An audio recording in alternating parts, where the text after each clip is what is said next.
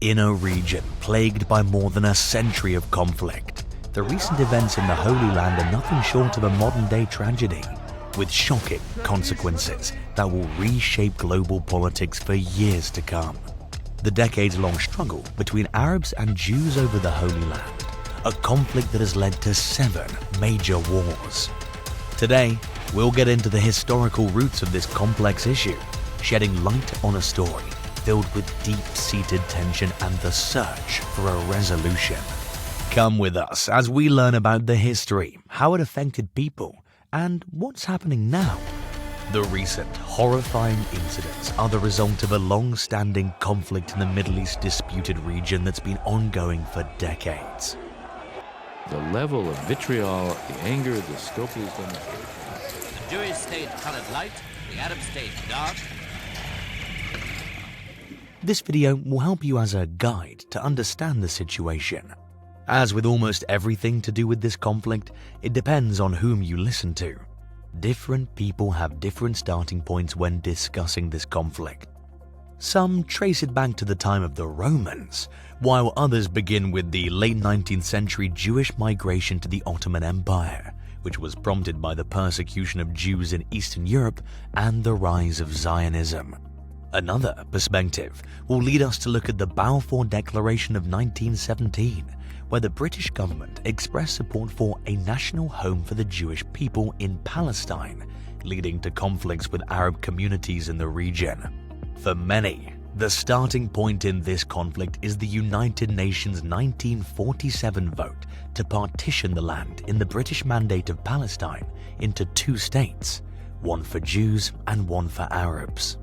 This decision came in the aftermath of the Holocaust, which saw the extensive loss of European Jewish lives. The establishment of modern Israel was met with resistance from both the Palestinians and neighboring Arab nations. Tensions escalated as Jewish armed groups, considered by the British as terrorist organizations, clashed with the Palestinians. In May 1948, Israel declared its independence, prompting the invasion of Egyptian, Iraqi, Transjordanian, and Syrian armies. As Israel's new army made advances, a 1949 armistice agreement resulted in de facto borders that granted the fledgling Jewish state unforgettably more land than what had been allocated to it in the UN partition plan. This leads us to a big question: how were the Palestinians affected by the events in that area? So, what befell the Palestinians living in that vicinity? Approximately 700,000 Palestinians were either forced to leave or chose to flee, constituting roughly 85% of the Arab population in the territories that Israel had captured. These displaced Palestinians were never permitted to return. Palestinians refer to the forced exodus and the loss of a big part of their society within Israel as the Nakba, which means catastrophe. This event continues to be a deeply traumatic and central aspect of their modern history. Arabs who stayed in Israel as citizens faced official discrimination. They were placed under military rule for nearly 2 decades, which stripped them of many fundamental civil rights. Much of their land was confiscated, and deliberate efforts were made to keep Arab Israeli communities economically disadvantaged and underfunded. What is the Palestine Liberation Organization? In 1964, a coalition of Palestinian organizations led by Yasser Arafat established the Palestine Liberation Organization, PLO, with the aim of using armed conflict to create an Arab state in place of Israel. PLO gained global recognition for its cause through well-publicized attacks and aircraft hijackings. How did the Palestinian territories come under occupation? In 1967, Israel launched what it described as a preemptive defensive war against Jordan, Egypt, and Syria, suspecting that they were preparing to invade. This unexpected attack took Arab governments by surprise and led to swift Israeli victories, including the occupation of the Sinai Peninsula and the Gaza Strip from Egypt, the Golan Heights from Syria, and the West Bank and East Jerusalem from Jordan. The 6-day war was a great military success for Israel. Its capture of all of Jerusalem and control over the historically important areas known as Judea and Samaria in Israel made the way for the establishment of Jewish settlements in the West Bank, which has since become a central point of contention. Israel placed the Arab population of the West Bank under military rule, a situation that persists to this day. When did Hamas come onto the scene? The PLO was, in general, a secular organization, patterned after other leftist guerrilla movements of that era, even though a majority of its supporters were Muslim. Islamist groups like the Muslim Brotherhood had previously steered clear of armed conflict, primarily focusing on efforts to promote a more religiously oriented society.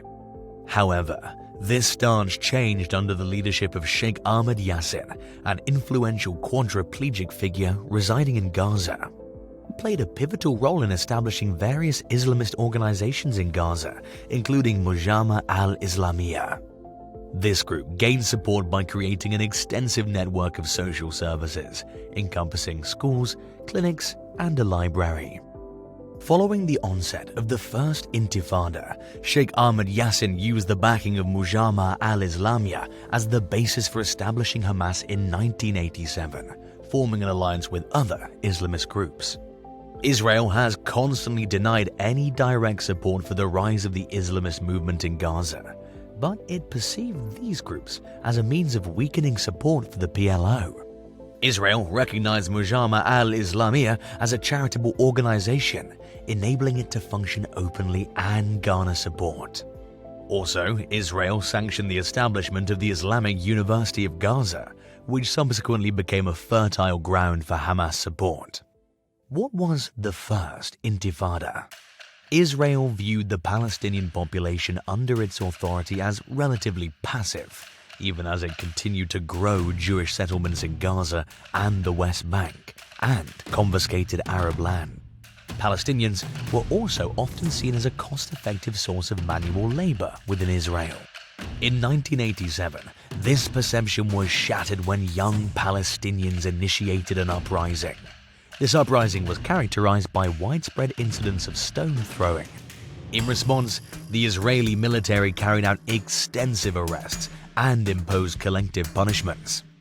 The Intifada is widely acknowledged as a success for the Palestinian people, as it played a key role in strengthening their identity, separate from neighboring Arab states, and compelled Israel to engage in negotiations.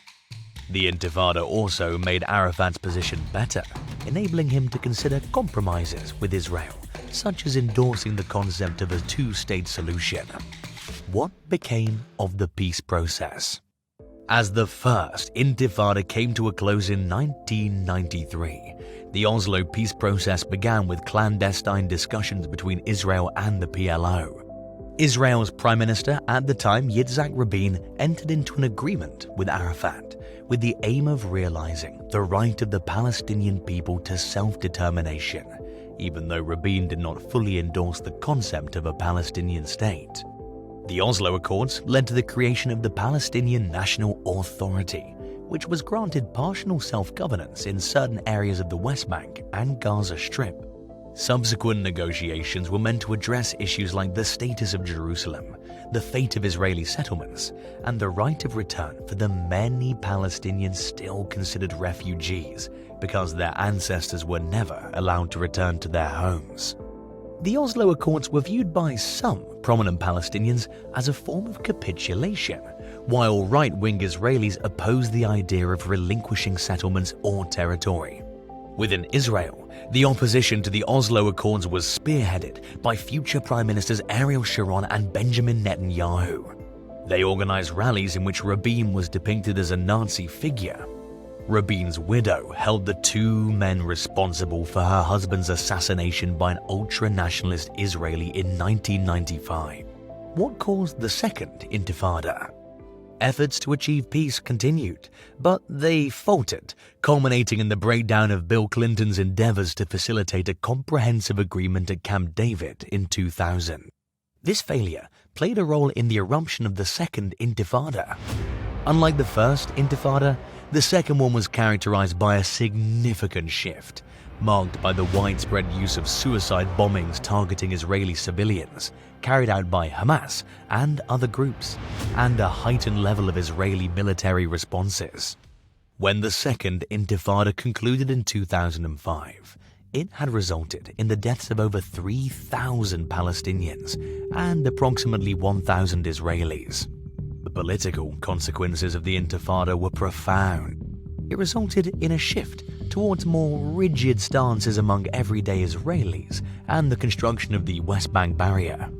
However, it also compelled then Prime Minister Ariel Sharon to acknowledge that Israel could not continue its occupation of Palestinian territory, although he did not explicitly endorse the idea of an independent Palestinian state. One of the outcomes of the second Intifada was Ariel Sharon's decision to commence a process of disengagement from the Palestinians, which began in 2005 with the evacuation of Israeli settlements in Gaza and certain areas of the northern West Bank. The extent to which Sharon would have continued with this policy remains uncertain, as he suffered a stroke and fell into a coma the following year. The status of Gaza since the disengagement is a subject of dispute. Israel asserts that it's no longer occupied, while the United Nations maintains a different stance due to Israel's ongoing control of airspace, territorial waters, and access to the territory, in addition to Egypt's role.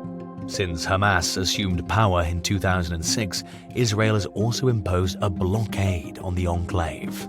Furthermore, a considerable number of Palestinians in Gaza do not consider themselves a distinct entity from the rest of their territories in the West Bank and East Jerusalem. They argue that, taken together, these areas remain under occupation.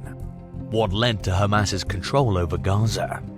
Hamas won the 2006 elections because people were unhappy with Fatah's corruption and inaction. Ismail Haniyeh, a Hamas leader, became the prime minister for Hamas. Israel arrested Hamas members in the parliament and imposed sanctions on Gaza. Tensions between Hamas and Fatah escalated, leading to violent conflicts. An attempt to create a national unity government collapsed, and Hamas took control of Gaza through armed means, while Fatah maintained control of the Palestinian Authority in the West Bank. Subsequently, no elections have been held.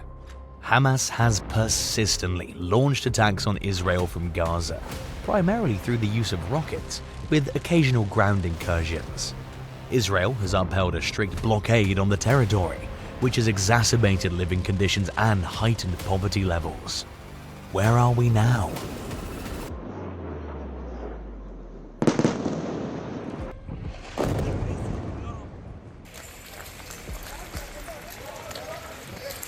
Despite Western governments voicing support for a two-state solution, there's been little advancement towards an agreement during the tenure of Israel's longest-serving Prime Minister, Benjamin Netanyahu. He has consistently stated his refusal to accept a Palestinian state. The current government, which Benjamin Netanyahu is part of, includes far-right parties that openly endorse the annexation of all or portions of the West Bank to Israel. They also advocate for continued governance of the Palestinians without granting them full rights or the right to vote.